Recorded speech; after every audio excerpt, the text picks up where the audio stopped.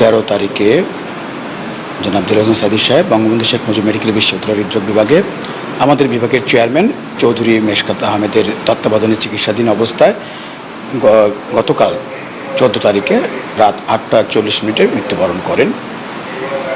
কিন্তু তিনি চিকিৎসাধীন ছিলেন চৌধুরী মেশকাত আহমেদ আমাদের চেয়ারম্যান তত্ত্বাবধানে। কিন্তু যেহেতু আমিও বিভাগের অধ্যাপক, চৌধুরী মেশকাত আহমেদ আমাকে যখন এই চিকিৎসা টিমে সংযুক্ত করার জন্য আহ্বান জানান এবং সেই সাথে আমিও তার চিকিৎসা যুক্ত ছিলাম। যখন তিনি আমাকে যে অল্প দায়িত্ব যতটুকু দিয়েছেন ততটুকু, কিন্তু মূল সিদ্ধান্ত নেওয়ার অধিকার ছিল আমাদের চেয়ারম্যান মহোদয়, যারা তত্ত্বাবধানে রোগী ভর্তি ছিলেন। আল্লামা দেলোয়ার হোসেন সাইদি, যাকে অন্যায়ভাবে ফাঁসির রায় দেওয়া হয়েছে, এটা বাংলাদেশের সকল মানুষ জানতো, কিন্তু কেউ কথা বলতে চায় নাই।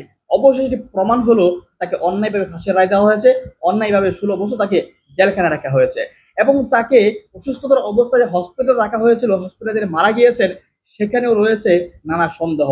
ধারণা করা হয় সেই হসপিটালে তাকে বিষ প্রয়োগ করে হত্যা করা হয়েছে, তিনি শহীদ হয়েছেন।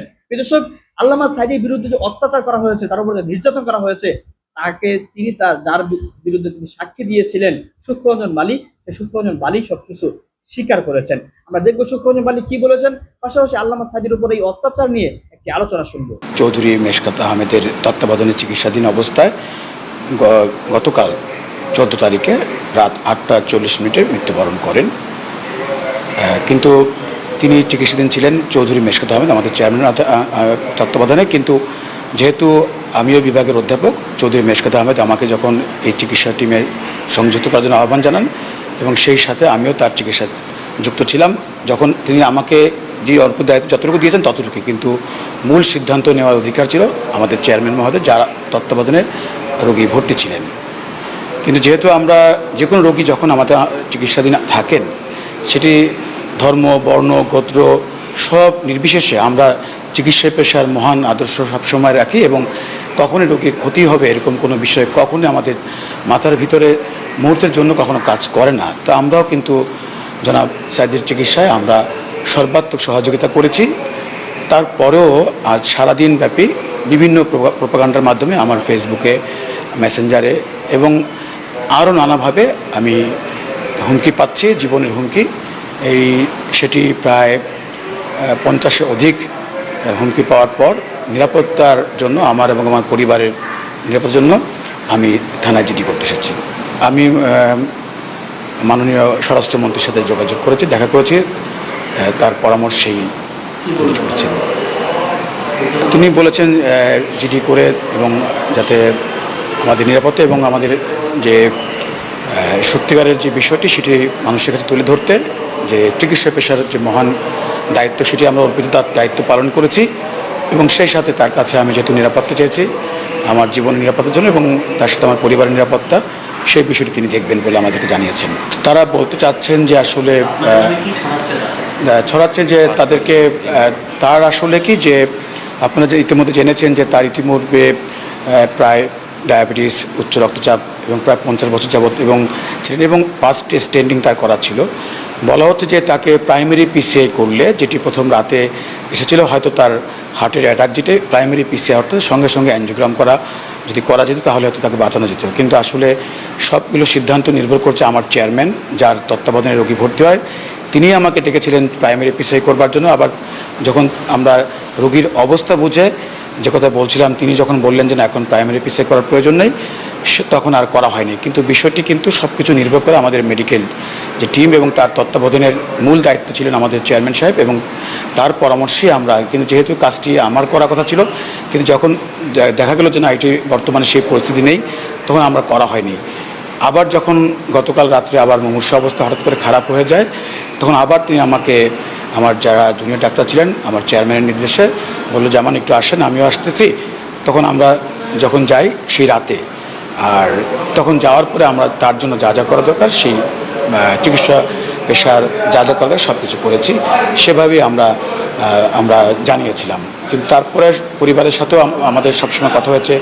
তার 2 সন্তান আমার সঙ্গে ছিল, তখন আমরা বুঝতে পারিনি যে আসলে এরকম কিছু ঘটতে পারে।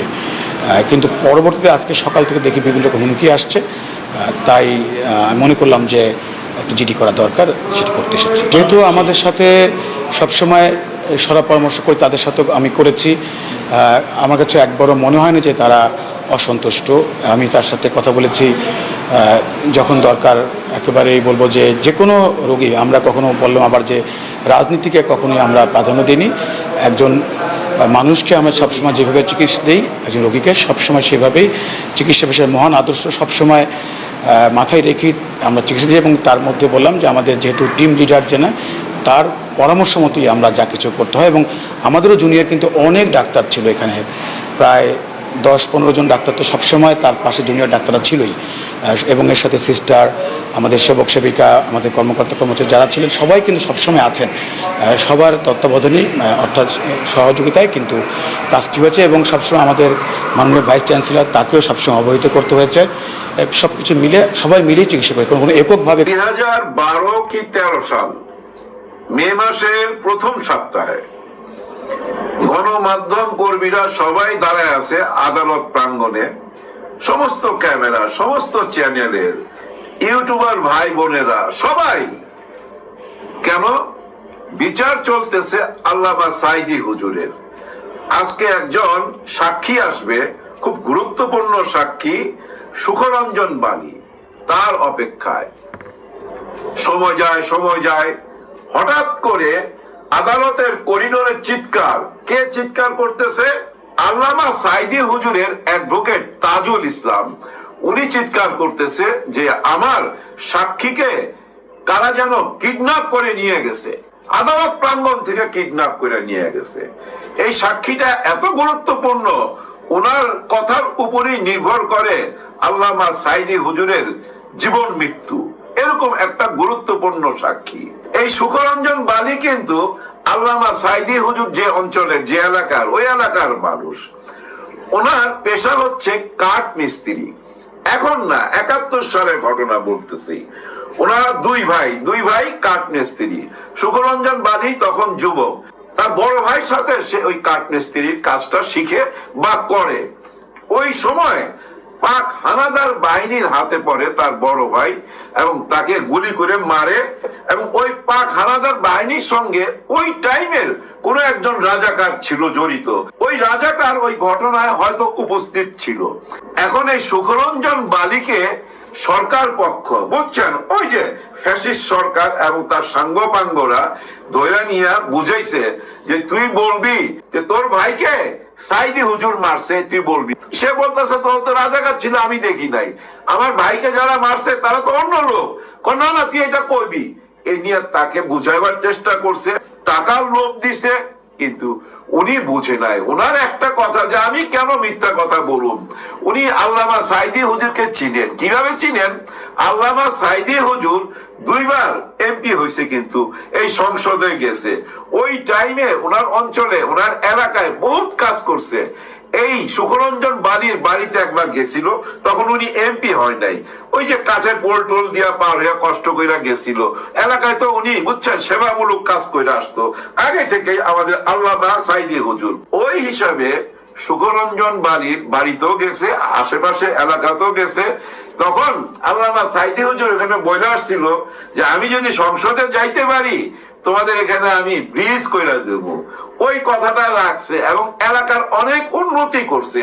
এই ব্যাপারগুলা এই বালী সাহেব দেখছে নিজের চোখে। এখন ওনাকে বলা হইতাছে উল্টাটা, যে সে রাজাকার ছিল, সে আমার ভাইকে হত্যা করছে, এটাই তুমি আদালতের কাঠগড়ায় বলবা। উনি তো কোনো মতেই রাজি না। উনি বলছে না, আমি সত্যটাই বলুন। ওই যে রাজি হয় নাই, এই কারণে ওনাকে আদালত পাড়া থেকেই কিডন্যাপ করে নিয়ে চলে গেছে। কোথায় গেছে কেউ খুঁজা পায় না ভাই। আপনারা ভিডিওগুলো দেখবেন, ওনার বউ কিভাবে কান্নাকাটি করতেছে যে আমার হাজবেন্ড তো সাক্ষী দিতে গেছে, তাকে বলা হয়েছিল মিথ্যা সাক্ষী দিতে, কিন্তু উনি মিথ্যা সাক্ষী দিবে না, উনি সত্যটাই বলবে। এই জন্য আমার হাজবেন্ডকে গায়েব করে দিছে, গুম করে দিছে, হয়তো খুন করে ফেলাইছে, কান্নাকাটি করতেছে। এরকম অনেক ভিডিও আছে, আপনারা দেখতে পাবেন। তাহলে ওই সুখরঞ্জন বালী গেল কই? ওই সুখরঞ্জন বালীকে 2 মাস 17 দিন বাংলাদেশেই রাখছে, আয়না ঘরে গুম করে রাখছে। তারপরে একটা টাইমে ওই যে মেঘালয় টেঘালয় দিয়ে ওই সাইড দিয়া ভারতে পাচার করে দিছে। ওইখানে পুলিশ ধইরা নিয়ে জেলে ঢুকাই দিছে। 5টা বছর এখানে জেল খাটছে, জানেন? 5টা বছর। যাই হোক, জেল থেকে মুক্তি পায়া নিজের দেশে চলে আসছে। এখন উনি আদালতে বিচার চায় যে আমাকে কেন 5 বছর জেল দেওয়া হইলো, আমাকে কেন গুম করা হইলো, আমাকে কেন চাপ দেওয়া হইলো মিথ্যা কথা বলার জন্য। আমি মিথ্যা কথা বলি নাই বলে আমার জীবনটাকে তছনছ করে দিছে, আমার পরিবার না খায়া ছিল, আমার উপরে কেন এত বড় অত্যাচার হইলো? আর অত্যাচারটা কই থেকে হইলো? আদালত পাড়া থেকে গুম হইলো। দেখেন, ওইখানে কিন্তু খুব পাওয়ারফুল সিসি ক্যামেরা থাকে আদালত পাড়ায়, ওইখান থেকে তো ফুটেজ নিতে পারতো, দেখতে পারতো কারা নিছে, কিন্তু এগুলা কোনো আমল নামায় নেয় নাই।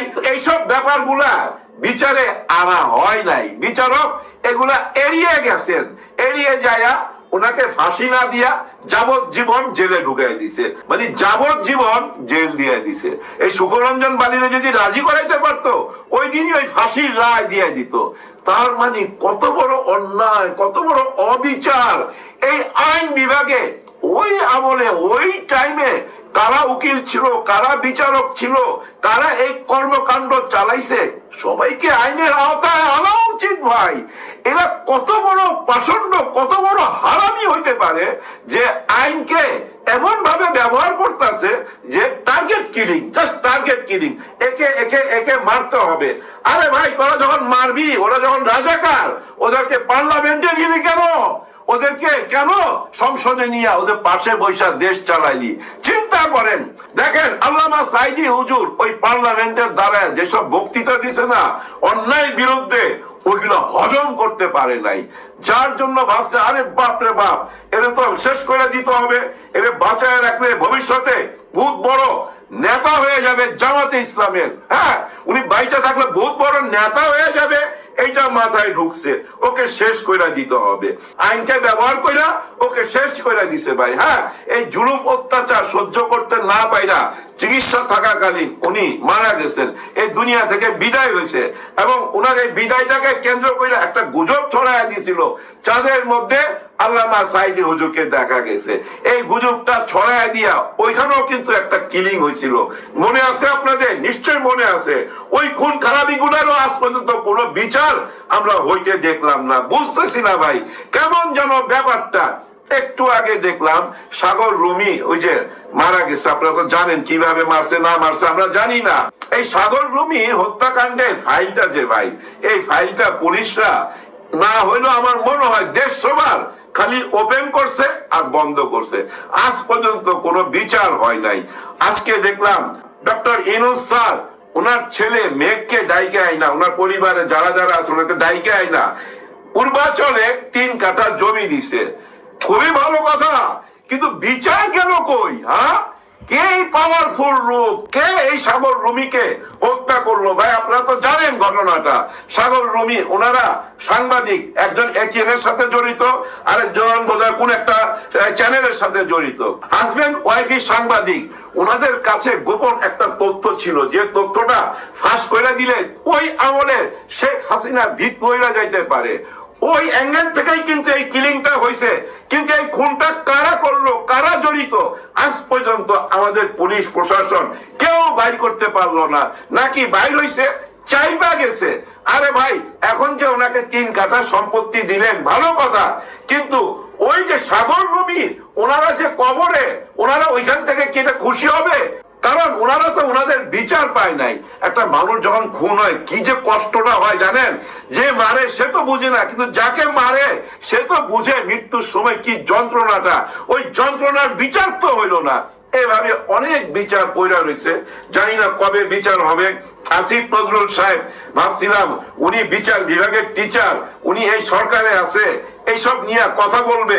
সাগর রুমি নিয়ে উনি আগে অনেক কথা বলতো, কিন্তু সরকারে যাওয়ার পর আর কোনো কথাবার্তা বলতেছে না। কিন্তু জানেন তো ভাই, আল্লাহ কোরআনে কি লেখা রাখছে? সীমা লঙ্ঘনকারীকে আল্লাহ পছন্দ করে না। তার মানে কি, যারা সীমা লঙ্ঘন করছেন, আপনারা যারা সীমা লঙ্ঘন করছেন তাদের বিচার হবেই। যে তাজুল ইসলাম করিডোরে চিৎকার করছিল ওই সময় যে আমার সাক্ষীকে হাইজ্যাক করে নিয়ে গেছে, কিডন্যাপ করে নিয়ে গেছে। আমাদের এই গণমাধ্যম তখন কোনো মুখ খোলে নাই, আমাদের এই বুদ্ধিজীবীরা মুখ খোলে নাই, কেউ কোনো কথা বলে নাই। দেখেন আজকে সেই বিচার আবার সামনে চলে আসছে। সুখরঞ্জন বালী তার বিচার চায়, আর ওই বিচারটা করতে গেলেই তখনই বেরিয়ে আসবে কোন বিচারক এই অন্যায় রায় দিছিল, অন্যায় ভাবে যাদেরকে ফাঁসিতে ঝুলানো হয়েছে, যারা এই কাজটি করছে, যাদের কলমের মাধ্যমে এই কাজটি হয়েছে, প্রত্যেকটা মানুষকে বিচারের আওতায় আনতে হবে। যদি না আনেন ভবিষ্যতে এই দেশে বিচারিক হত্যাকাণ্ড হবে। হ্যাঁ, সাবধান, সবাই সাবধান। এই যে দেখেন না, জুলাই সনদপত্র নিয়ে অনেক কথা হচ্ছে, স্বীকৃতি দিবে কিনা, আইনি বৈধতা দিবে কিনা, না দিয়া নির্বাচন করতে চায়। কোনো নির্বাচন হবে না, বৈধতা দিতে হবে। জুলাই সনদপত্রের বৈধতা মানি নতুন সংবিধান। হ্যাঁ, নতুন সংবিধান। নতুন সংবিধান মানি ৭১-৭২-এর সংবিধানে যেসব ভুল ভ্রান্তি আছে ওগুলোকে ছুঁড়ে ফেলতে হবে। ওই ভুল আইনগুলোর কারণেই তো স্বৈরা শাসকের জন্ম হয়। স্বৈরা শাসকের জন্ম আর হবে না ভাই, আপনারা কেউ হতাশ হবেন না। বিপ্লব শেষ হয় নাই ভাই, বিপ্লব শেষ হয় নাই, চলছেই। বিপ্লব এখন বিভিন্ন রূপে আসবে ভাই, বিভিন্ন অ্যাঙ্গেলে আসবে। একটা কথা তো আপনারা সবাই বুঝা গেছেন, এই দেশের মানুষ, জনগণ, যারা ভোটার এবং ভোটার না, সবাই কি চায়। এই দেশের রাজনীতিবিদদেরকে বুঝতে হবে, দেশের মানুষের মন বুঝতে হবে, দেশের মানুষ কি চায় সেটা বুঝতে হবে। আপনার দলের লোক তো চাইবেই নির্বাচন, আপনার দল তো চাইবে যেন তেন একটা নির্বাচন করে ক্ষমতায় যায় পাওয়ার খাটানো, পাওয়ার দেখানো। এখনো তো সেই পাওয়ার দেখাইতেছেন, এখনই তো সবকিছু কন্ট্রোলে, তখন তো ভাই আরো কন্ট্রোলে চলে আসবে। কিন্তু জনগণ কি বোধায়? অর্ধেক মানুষকে কি আপনি অবহেলা করবেন? যারা আপনার দলের না, তাদের মূল্যায়ন নাই, তাদের ভোটের দাম নাই, তাদের ভোটের দাম দিতে হবে। তার মানে নতুন বাংলাদেশের জন্য নতুন পদ্ধতিতে নির্বাচন হইতে হবে। কেউ আটকাইতে পারবেন না, সমস্ত অন্যায়ের বিচারও হবে, নতুন বাংলাদেশও হবে, কেউ রুখতে পারবেন না ভাই। হয়তো সময় লাগবে, সময় লাগবে। এমনও তো হইতে পারে অমুক দল ক্ষমতায় চলে আসছে, তাতে বুঝা নিয়েন না বিপ্লব শেষ হয়ে গেছে, নতুন বিপ্লব শুরু হইতে পারে। ওই দল যদি ভুল করে ভাই, 1 বছরও টিকতে পারবে না, 36 দিন টিকতে পারে নাই পাওয়ারফুল শেখ হাসিনা। অন্যরা আমার মনে হয় না 15 দিন টিকতে পারবে। সমস্ত ভোটার ভাইদেরকে বলবো, সবাই সাবধান, চোখ কান খোলা রাখেন, বুঝার চেষ্টা করেন। যদি দেশকে ভালোবাসেন, সঠিক পথে যাবেন, সঠিক ভোটটা দিবেন। কেউ যেন আপনাকে কিনতে না পারে। হ্যাঁ ভাই, কেউ যেন কিনতে না পারে। 54 বছর যারা বিক্রি হয়েছেন তারাও সাবধান হয়ে যান। আল্লাহর কসম লাগে আপনাদের, মা বোনদের কসম রইল আপনাদের, ভুল জায়গায় ভোট দিবেন না, সঠিক জায়গায় ভোট দিবেন। তারে ভাষাই দেয় সেইটাকে সাক্ষীর জন্য আমি আসছিলাম এই কোর্টে। তখন আমি অবহার হয়ে যাওয়ার পরে আমি খুব নির্যাতন, এইখানে প্রশাসনরা নেওয়ার পরে মানে আমার নাকুম কাটকাইয়া কোথায় নিয়ে গেছেন নিজেই আমি জায়গার কথা আমি বলতে পারবো না। আর সে আপনারা মারি ফেলেন, আমার সহ্য হয় না। উনি হচ্ছেন সুখরঞ্জন বালী। আমার মনে হয় যে এই নামটি বলার পরে এই সুখরঞ্জন বালী এই প্রিমিসিসে একটি পরিচিত নাম।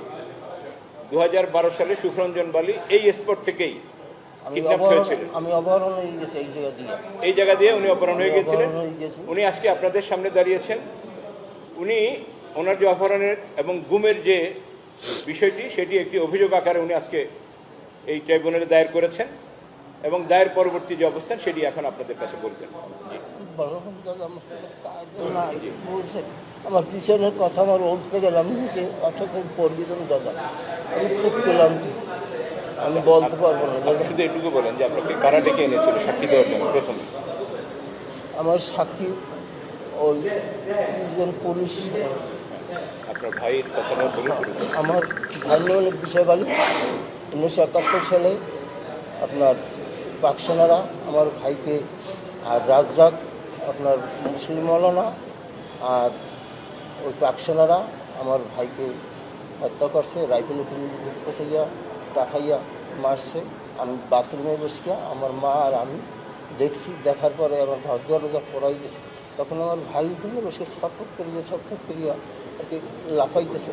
তখন আমার অপর বাড়ি একটা বাথরুমের বসকে আমরা সব কিছু দেখি, এর মধ্যে বাড়িতে যে লোকজন যে চলে গেছে আমার ভাই বোনের পর, তখন দৌড়ে এসে ভাইকে কোলে লেছে। কিছু সময় পরে আমার ভাই কোরআন বাইরে গেছে। এই অবস্থায় আমি ছিলাম। আমি পরপর আমি ভাইকে ওই বাড়ির সীমান্তের ভিতরে মারি ছুটি দিছি লোকজন নিয়ে। এরপর আমি মুক্তিযোদ্ধা আমি ট্রেনিং দিছি। আমার লতিফ তালুকদার হলো আমার কমান্ডার, আমি তার ট্রেনিং প্রার্থী লোক। আমার এখন সব কিছু আমি ভুলে গেছি। বুঝলেন, আমি এখান দিয়ে এই কোরের সামনে দিয়ে আমি অবরোধ যাওয়ার পরে আমি খুব নির্যাতিত হয়। আমি কিছু বলতে না, আমার বুকে হার্টে আমার সমস্যা, আমার হার্টের সমস্যা। গেটে কেন আসছিল?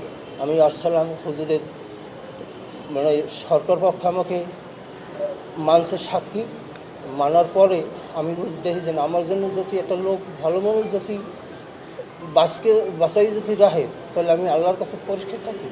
সাইদি সাহেবের আমরা পাইছি 1900 এই আপনার এই এমপিতে আসে, তখন সে আমার এলাকায় সে এমপি ছিল। সে যখন এমপি ছিল আমার মায়ের কুলে বসবাস করছে, সেই রকম সে একটা ভালো লোক ছিল। সেই জন্য সেই লোকটা যদি আজ যদি একটা মিথ্যা মামলা যদি তারে ফাঁসাই দেয়, সেইটাকে সত্য সাক্ষীর জন্য আমি আসছি এলাম এই কোর্টে। তখন আমি অবহেলা হয়ে যাওয়ার পরে আমি খুব নির্যাতনে মুক্তিতে আমি এইভাবে এখন তার দীর্ঘ যাই, মানে আমি অসুস্থ অবস্থায় নিয়ে গেছে। আপনার এইখান দিয়া নিয়ে গেছে কোনখানে আমি বলতে পারি না, এইখান দিয়ে নিয়ে গেছে। নেওয়ার পরে আপনার এইখানে প্রশাসনরা নেওয়ার পরে মানে আমার নাক মুখ আটকাইয়া কোথায় নিয়ে গেছে নিজেই আমি জায়গার কথা আমি বলতে পারবো না। দিন না রাত্রে মানে কোনো আমি আলো বাতাস পাইনি। কিছু সময় পরে একটা আলো পাইছি। ওখানে ছিলাম আমি 3 মাসের করে আমি 13 দিন ঠিক মানে কম ছিল। আমি ওইখানে রাখছি, ওইখান থেকে আবার চক্ষু বানিয়া আপনার নিয়ে গেছে আমাকে। এই অনেক সকালে গাড়ি তুলে সমস্ত দিন আর কি এই গাড়িতে চালাইতে মানে বেলা শেষ। এই মানে আমার চক্ষু বন্ধ ছিল। তখন মানে আমি বলছি কি বুঝলেন, আমার পেশাবে খুব আমার সমস্যাটা আমি পেশাব করি। এই এর মধ্যে গাড়ি থামাইছে, কলে রাখ দিয়ে একটু পর থামাই। এই কিছু সামনে কথা বলার পর সামনে থামাইছে না, আর এই গাড়ির পাশেই আমি পেশাব করছি। পেশাব করিয়ে দেখার পরে দেখি যে মানে ডাইন দিকে বিসির অফিস, মানে বিসি বসা দেখি একটা আপনার বৈঠকখানের উপর। তখন কোনো দেখি কোনো আনিকে দিলেন আমার। আমি ব্যাপারছে আমি ওদিকে আমি যাব না। কারণ না যাবি কিনা বল না, দেখেন আপনারা আমাকে এত কষ্ট না দিয়া আমাকে কাছে আপনারা মারি ফেলেন, আমার সহ্য হয় না। এই এরপর আমার দুইজনে হাত ধরে গিয়ে টানিয়ে নিয়ে বিসের হাতে দেশে দেওয়ার পর বিষ হয়ে আমার এই 2 কান কষাই মারছে, এই জায়গায় মারি গিয়া এখানে লাথি দেশে। এই হেঁটে পিছেন এখন বইকেরই অফিস ভিতরে অফিসে নিয়ে পিডুরা দিয়ে বানিয়ে আমাকে পিটেছে। আমি 2.5 ঘন্টা 3 ঘন্টা গিয়েছিল। এই ধরুন হাতে আমার মাংস নেই, ডাইনেতে জয়েন্ট, মানে আমি খুব নির্যাতন করি। আমি বর্তমানে আছি ওইখান তো আপনার বইকের গোটাদের সৌরনগর থানায় গেছে। থানা দিয়ে পরদিন আপনার বসিরহাট কোর্ট বা জেলে আনছে। আনার পর ওইখান থেকে আমি খুব অসুস্থ। 22 দিনের দিন আপনার নিয়ে গেলে দমদম কারাগারে। এই আমি দীর্ঘ যাই, আমি 5 বছর দমদম কারাগারে ছিলাম। এই আমি অনেক মানে আমি বাড়িতে কেউ কাছে সংবাদ দিতে পারি না। আমার দূর সম্পর্কে এক ভাগ্নে ছিল, তার কাছে আমি সংবাদ দিছি। সে আজকে আমার দেশে বলার পরে এই দেশে আজকে বলার পরে আমার ছেলে বা আমার মেয়ে জামাই ছিল আমার স্ত্রী, কারোর কাছে বলার পরে তার আর কি হাইবাত পাগল হয়ে গেছে। তখন আমার ছেলে আজকে বলছে মাসুদ সাইদির কাছে। মাসুদ সাইদি বলছে যে এরকম বাবা অমুক জায়গায় জেলে আছে, আর কী কায়দায় তারে আনা। তারা যে কায়দা হোক তারা ব্যবস্থা দিয়ে করছে। ওই দেশের বিশ্বের মানবাধিকার সংস্থা। আমি বাংলাদেশে আমি আসছি, আসার পর আমি 6 মাস দীর্ঘ ছিলাম। আমার বরিশাল থেকে আমার খুলনা ডিস্ট্রিক্টে আমি দীর্ঘ 6 মাস সেইখানে আমি ছিলাম। থাকার পরে যে সুস্থ পরিবেশ এখনও আমি মানে ওই অসুস্থ অবস্থায় নিয়ে এখনও মানে আমি আসছি, বুঝলেন, সেইখানেও আমি অসুস্থ। এরপর আমি বাড়িতে আসছি।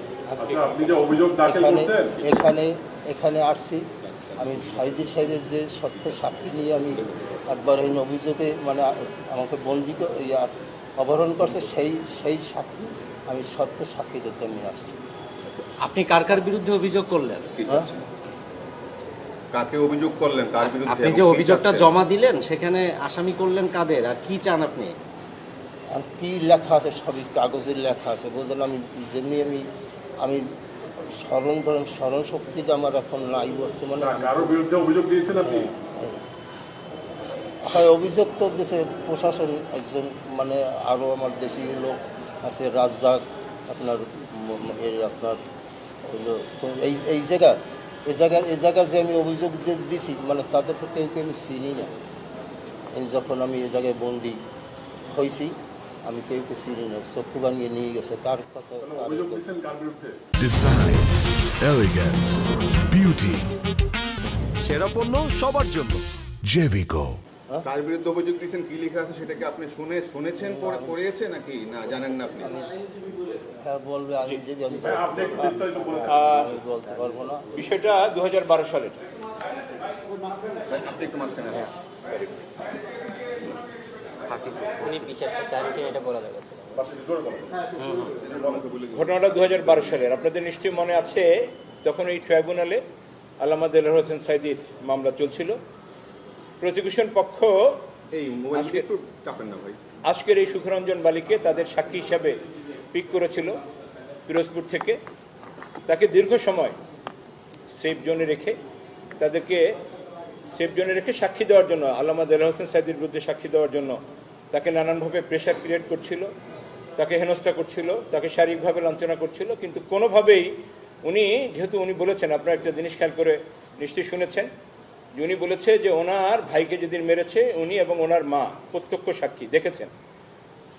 যারা মেরেছে সেই সিচুয়েশনগুলো উনি পরিষ্কার দেখেছেন এবং সেখানে সাইদি সাহেবের কোনো উপস্থিতি ছিল না, যার কারণে উনি চিনি না তার নামও আমরা পাই না। আল্লামা দেলোয়ার হোসেন সাইদির বিরুদ্ধে সাক্ষ্য দেওয়ার জন্য প্রসিকিউশন বারবার তাকে চাপ দিচ্ছিল, কিন্তু উনি টর্চারিং করেছে। কিন্তু টর্চার করা সত্ত্বেও উনি যেহেতু রাজি হচ্ছিলেন না, সেহেতু তাকে আর সাক্ষী হিসেবে উপস্থাপন করেনি। টাকার অফার দিয়েছিল, সেটা তো উনি রাজি হননি। সব অবৈধ টাকা। পরবর্তীতে উনি যেটা বলেছেন যে আল্লামা দেলোয়ার হোসেন সাইদি যেহেতু উনি এখানে আসামি ছিলেন, তার ছেলের সাথে যোগাযোগ করেছে। তারা যোগাযোগ করার পরে উনি রাজি হয়েছেন সত্যটা বলার জন্য। উনি 3রা নভেম্বর 2012 এই প্রিমিসিসে এসেছিলেন সাক্ষী দেওয়ার জন্য। সেদিন তার সাক্ষী নেওয়া হয়নি। পরবর্তীতে উনি পরের দিন 5 নভেম্বরে, 4 নভেম্বর এবং 5 নভেম্বরে উনি এই প্রিমিসিসে এসেছিলেন সাক্ষী দেওয়ার জন্য। আজকের যেই জায়গায় আমরা দাঁড়িয়ে কথা বলছি, আল্লামা দেলোয়ার হোসেন সাইদির পুত্র মাসুদ সাইদি সহ আমাদের আজকের প্রসিকিউটর অ্যাডভোকেট মিজানুল ইসলাম সাহেব সহ দুটি ভিন্ন ভিন্ন গাড়িতে ওনারা ঢুকছিলেন এখানে। সেই দিনে সেই দৃশ্যটা ছিল এই যে ওনারা যখন গেট পাস দিয়ে ঢুকছিলেন তখনই সাদা পোশাকধারী একদল পুলিশ তাদের গাড়িতে ঘিরে ধরে তাকে আমার হিন্দি গাড়ি দিয়ে বাইর করছে। তখন আমার মিজানুর রহমান জি অ্যাডভোকেট মিজানুল ইসলাম সাহেবের সামনেই তার অন্য যে অ্যাডভোকেট আনসারি সাহেবের সামনে তাকে টেনে হিস্ট্রে নেমেছে এবং পুলিশ তাকে মারধর করে বলেছে আমরা তোকে খুঁজতেছিলাম। তারা যেই ভাষায় কথা বলেছে সেই ভাষাগুলি আজকে আমরা আমাদের এই এফআইআর কমপ্লেন পিটিশনে আমরা সেখানে কোট করেছি। তাকে মেরে ধরে এরপরে টেনে হেসড়ে পাশের একটি সাদা মাইক্রোবাসে তুলে নিয়েছে। মাইক্রোবাসে তুলেই তাকে চোখ বন্ধ করে তাকে নিয়ে গিয়েছে, চোখ বন্ধ করে তাকে অজ্ঞাত স্থানে নিয়ে গিয়েছে। তিনি যেটা হিসাবটা বলেছেন যে 3 মাসের চেয়ে 13 দিন কম, তার মানে 2 মাস 17 দিন তাকে একটি অন্ধ প্রকোষ্ঠে তাকে বন্ধ করে রেখেছে। এই জায়গাটা কোথায় এটা তিনি বলতে পারেন না। ছোট্ট একটি কুঠুরি, তিনি যে বর্ণনা দিয়েছেন যে ছোট্ট একটু আলো শুধু ছিল আর কিছুই ছিল না। এরপরে তাকে একদিন এটা বলতে পারে নাই, হাত পা বেঁধে তাকে সীমান্তে নিয়ে গিয়েছে, সারাদিন গাড়ি চলেছে। উনি বলেছেন যে তাকে এরপরে বিএসএফ এর কাছে হস্তান্তর করেছে। বিএসএফ জওয়ানরা তাকে 2 হাতে পিঠে, কানের নিচে পিঠে মেরেছে, মেরে তাকে ভারতীয় জওয়ানদের কাছে হস্তান্তর করে দিয়েছে। উনি বলেছেন যে এরপরে তিনি যে জায়গাটা আবিষ্কার করলেন যেখানে তাকে গ্রেপ্তার করে রেখেছে সেটা হচ্ছে বসিরহাট এলাকায় কলকাতার বটার স্বরূপনগর থানা, ওখানে তাকে রেখেছে। দীর্ঘ 5 মাস উনি জেলে ছিলেন। এরপরে 5 বছর জেলে ছিলেন। 5 বছর জেলে থাকার পরে উনি মুক্ত হয়ে এসেছেন। আজকের এই পরিবর্তিত পরিস্থিতিতে উনি এই প্রিমিসেসের সাথে, এই ট্রাইব্যুনালের সাথে এবং রাষ্ট্রযন্ত্রে যারা দায়িত্বে ছিলেন তাদের সকলকে আসামি করে উনি একটি এফআইআর লঞ্চ করেছেন। আমরা আশা করছি এই এফআইআর সঠিকভাবে প্রপারলি তদন্ত হবে এবং এই তদন্তের মাধ্যমে আমি সত্য বিচার চাই। উনি সত্য বিচারের প্রার্থনা করেছেন। একটি সত্য ঘটনায় আমরা এখানে যেটা বারবার ওনাকে বলেছি, এবং আপনারা একটি বিষয়ে প্রশ্ন থাকতেই পারে যে 5ই আগস্টের পরে দীর্ঘ সময় এই পরিবর্তিত একটি সুখকর পরিবেশ থাকতেও অভিযোগটি দায়ের করতে এত দেরি হলো কেন। এখানে আমরা সেটারও একটি কারণ উল্লেখ করেছি যে আসলে সব কিছু মিলে এই ঘটনার সাথে যারা জড়িত ছিল তৎকালীন সময় যারা এই ঘটনায়, বিশেষ করে পিরোজপুরের যে প্রসিকিউশন টিম, পিরোজপুরের যে তদন্ত সংস্থা, পিরোজপুরের যে প্রশাসন, অ্যাজ ওয়েল অ্যাজ এই ট্রাইব্যুনালের সাথে যারা সংশ্লিষ্ট ছিলেন, দায়িত্বে ছিলেন, এবং যেখান থেকে এই অর্ডারটি এসেছিল, যে এই ওহিটি যেখান থেকে নাজিল হয়েছিল, এর সাথে রাষ্ট্রের সর্বোচ্চ পর্যায়ে যারা জড়িত ছিলেন সকলকে আইডেন্টিফাই করতেই আমাদের এই সময়টি লেগেছে। এবং এই সব কিছু মিলেই এই সত্য ঘটনা ইনকোয়ারির মাধ্যমে আমরা সব কিছু জেনে এরপরে এসে আজকে অপরাধ ট্রাইব্যুনালে আমরা এই মামলাটি দায়ের করলাম। আমরা আশা করছি আমি সত্য বিচার চাই। কাদের বিরুদ্ধে অভিযোগ করলেন? আমরা এখানে 1 নম্বর আসামি করেছি শেখ হাসিনাকে, যিনি এই রাষ্ট্রযন্ত্রের প্রধান ছিলেন। আমরা সুরেন্দ্র কুমার সিনহা, আপনারা নিশ্চয়ই জানেন, একটি কথা মনে আছে যে এসকেপি কেলেঙ্কারির সময় যে বিষয়টি ছিল যে কোনো একজন বিচারপতিকে, এই ট্রাইব্যুনালের চেয়ারম্যানকে, যাকে আমরা 3 নম্বর আসামি করেছি, যাকে উনি নির্দেশনা দিয়েছিলেন এই ঘটনার সাথে আমরা যেটুকু তথ্যপত্র পেয়েছি, উনি যেহেতু সরাসরি জড়িত ছিলেন, সুরেন্দ্র কুমার সিনহা সাবেক প্রধান বিচারপতি, তাকে আমরা 2 নম্বর আসামি করেছি। নিজামুল হক নাসিম, যিনি চেয়ারম্যান ছিলেন, তাকে আমরা 3 নম্বর আসামি করেছি। 4 নম্বর আসামি করেছি শফিক আহমেদ সাহেবকে, যিনি এই টোটাল এই মিথ্যা সাক্ষ্য এবং মিথ্যা মামলার মাস্টার মাইন্ড ছিলেন, তাকে করেছি। আমরা কামরুল ইসলাম সাহেবকে করেছি, যিনি ওই সময় আইন প্রতিমন্ত্রী ছিলেন। বিচারপতি এটিএম ফজলে কবির সাহেবকে আমরা আসামি করেছি। আমরা হেলাল উদ্দিন সাহেবকে আসামি করেছি, যিনি এই ঘটনার অন্যতম কুশীলক। আমরা একে মাওয়াল সাহেব সহ সৈয়দ হায়দার আলী, যারা রানা দাশগুপ্ত, সৈয়দ সানাহুল হক, যারা এখানে প্রসিকিউটর ছিলেন, যারা এই বিষয়টিকে কতজন এটা বলে দেন? জি, আমরা এখানে মোট 32 জনকে আমরা স্পেসিফিক নাম উল্লেখ করেছি। এছাড়াও আসামি যারা আছেন তদন্তে নিশ্চয়ই তাদের নামটি বের হয়ে আসবে। পুলিশ কর্মকর্তারাও আছে? জি, নিজামুল হক নাসিম সাহেব আছেন, উনি 3 নম্বর আসামি হিসেবে আছেন। আইন শৃঙ্খলা বাহিনীর ঊর্ধ্বতন কে আছে? আইন শৃঙ্খলা বাহিনীর ঊর্ধ্বতন কর্মকর্তারা আছেন। আমরা স্পেসিফিকলি সেখানে তদন্ত কর্মকর্তা হেলাল উদ্দিন সাহেব সহ অন্য যারা এখানে ছিলেন, আইন শৃঙ্খলা বাহিনী যারা তাকে এখানে পিক করেছেন, ইলিগালি পিক করেছেন, তাদের নামটা আমরা এখানে দিয়েছি। নাম উল্লেখ করে 32 জন। অজ্ঞাত আছে নাকি? বাকিরা তদন্তে যেটা যেভাবে বের হয়ে আসে তাদের সংশ্লিষ্টতা আছে। আমরা আজকে অভিযোগ দাখিল করেছি এবং ট্রাইব্যুনাল গ্রহণ করেছে। আপনার পুরো নামটা একটু বলে দেন। জি, প্রসিকিউশন গ্রহণ করেছে। ইয়েস, প্রসিকিউশন গ্রহণ করেছে। জি। আচ্ছা, সাক্ষীর কাছে আপনার কাছে একটা প্রশ্ন। সাইদি সাহেবের এই বিচারিক কার্যক্রমে যত সাক্ষী ছিল আপনি সবচেয়ে আলোচিত ছিলেন। তিনি মারা গেছেন ডাইনি। আপনার তার ব্যাপারে আপনার বক্তব্য কি একটু সংক্ষেপে যদি বলেন, সাইদির ব্যাপারে? সে একজন ভালো লোক ছিল, সে 2টা এমপি ছিল, আমরা মায়ের কুলে ঘুমাইছি। এমপি থাকাকালীন আমরা মায়ের কুলে ঘুমাইছি, সে একটা ভালো লোক। সেই জন্য আমার তার উপর এতদূর মায়া। আমার ঘরের দ্বারে সেন্টার, তারে আমার ওই ভাঙ্গা পোল পাড়া করিয়ে আমার সেন্টারে নিছি। তার উদ্দেশ্যে আমার ঘাড়ের পোল বা রাস্তার সে করিয়েছে। সে বলছে এমপি হইতে পারিবে না পারি, আমি রাস্তার পোল আমি করিয়ে দেব। সেই জন্য তার উপর মায়া এত। সে সৎ লোক, সে ভালো লোক। আমি তার জানাজায়ও যাইয়া, আমি শোনেন, জানাজায় গেছি, এত লোকের ভিতরে আমি একলা বক্তব্য দিয়েছি। নিঃসঙ্গে ধরেন 6-7 লাখ লোক হয়েছে।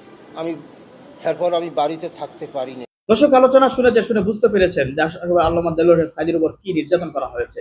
শুধু আল্লামা দেলোয়ার হোসেন সাঈদী নয়, যাদেরকেই এই রাজাকার বলে ফাঁসি দেওয়া হয়েছে তারা প্রত্যেকেই ছিলেন নির্দোষ, প্রত্যেকেই ছিলেন সম্পূর্ণ বিনা অপরাধে তাদেরকে ফাঁসিতে ঝোলানো হয়েছে, তাদেরকে জেল খাটতে হয়েছে শুধুমাত্র ইসলামিক রাজনৈতিক দল করার কারণে, শুধুমাত্র বিএনপি করার কারণে। এই হচ্ছে হাসিনা রাজনীতি। আজকে সেগুলো প্রমাণ হচ্ছে।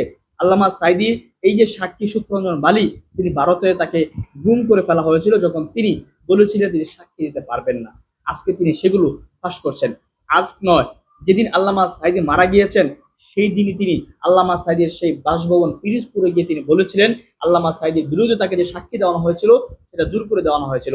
এমন অনেক মুক্তিযোদ্ধা ছিল যারা বলছিল যে আল্লামা সাঈদী রাজাকার নয়, সাঈদী নামে কোনো রাজাকার ছিল না।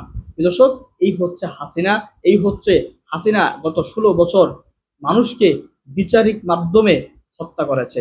বিচারিক মাধ্যমে বিচারক এবং আদালত ব্যবহার করে তার যেই বিরোধী মত, সে বিরোধী মতকে সে দমন করেছে।